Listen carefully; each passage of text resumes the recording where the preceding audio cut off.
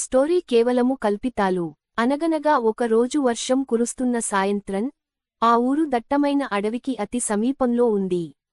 ఆ ఊర్లో నిష్క అనే యువతి తన తల్లిదండ్రులతో నివసించేది. ఆమెకి చిన్నప్పటి నుండే అడవులంటే అమితమైన ప్రేమ. కాని ఆ ఊర్లో ఒక భయంకరమైన నమ్మకం ఉంది. ఆ అడవిలోకి అర్ధరాత్రి ఎవరైనా వెళితే తిరిగి రావడం చాలా కష్టం. ఒకరోజు నిష్క స్నేహితులు ఆమెకు ఓ సవాల్ విసిరారు. నువ్వు నిజంగా ధైర్యవంతురాలివి అయితే అర్ధరాత్రి అడవిలోకి వెళ్ళి వచ్చి చూపించు. ఆమె ఆలోచించలేదు. సాహసమే ఆమె గుణం.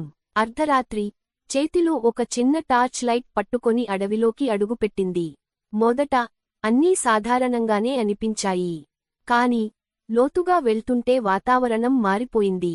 గాలిలో ఒక వింత వాసన, చెట్లపై ఉన్న కాగితంలా ఊగుతున్న నల్లని దుస్తులు, అకస్మాత్తుగా వెలుగులు ఆరిపోవడం. నిష్క గుండెల్లో ఆందోళన మొదలైంది. వెనక్కి తిరగాలనుకుంది. కాని అప్పటికే చాలా లోతుగా వెళ్ళిపోయింది. ఆమె ముందు వంగిన ఒక చెట్టు ఉంది. ఆ చెట్టు వేర్లు నేలమీద నుంచి పైకి వచ్చి భయంకరంగా కనిపించాయి. అక్కడే ఆమెకు కనిపించింది ఒక తెల్లని చీర కట్టుకున్న స్త్రీ. ముఖం పూర్తిగా చీకట్లో కనిపించదు. ఆమె మెల్లిగా ముందుకు నడుస్తూ నిష్కను అగాధమైన కళ్లతో చూడటం ప్రారంభించింది. నువ్వెవరు అని నిష్క భయంతో అరిచింది. ఆమె ఏమీ మాట్లాడలేదు. కాని ఆమె పెదవులు కదులుతున్నాయి, నిశ్శబ్దంగా, వాయిస్ లేకుండా. అప్పటికే నిష్క హృదయం ఊపిరాడక ఆగిపోయినంత పనైంది. వెనక్కి తిరిగి పరుగు తీస్తుంటే అదృష్టం కొద్దీ ఓ చెట్టుకు తగిలి కిందపడిపోయింది. వెళ్ళిపో, వెళ్ళిపో, నీకు తెలియదు. ఆమె చెవుల్లో ఒక గట్టిపాటి కేక వినిపించింది. అది తన చెవుల్లోనే ఊగిపోతూ ఉంది. ఏదో అద్భుతమైన శక్తితో నిష్క లేచి పరుగు తీసింది. ఆ వింత రూపం ఆమె వెనుకే ఉంది. అడవి నుండి బయటకు వచ్చిన వెంటనే ఆ రూపం కనపడకుండా పోయింది. ఆమె ఊపిరి పీల్చుకుంది. ఊర్లోని వారందరూ ఆమెను చూసి ఆశ్చర్యపోయారు. నువ్వు తిరిగి వచ్చావా? అసాధ్యం.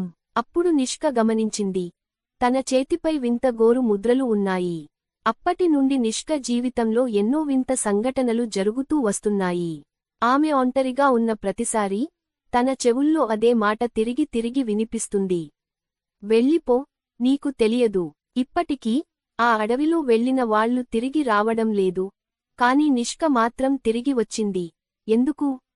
ఏ శక్తి ఆమెను వెనక్కి పంపించింది? లేకపోతే ఆమె ఇంకా ఆ వింత శక్తుల ప్రభావంలోనే ఉందా? ఇది ఒక ప్రశ్నే. సమాధానం తెలియదు. కాని ఆ అర్ధరాత్రి నిష్కను చూసిన ఆ రూపం ఇంకా అక్కడే ఉందని ఊరి పెద్దలు చెబుతారు.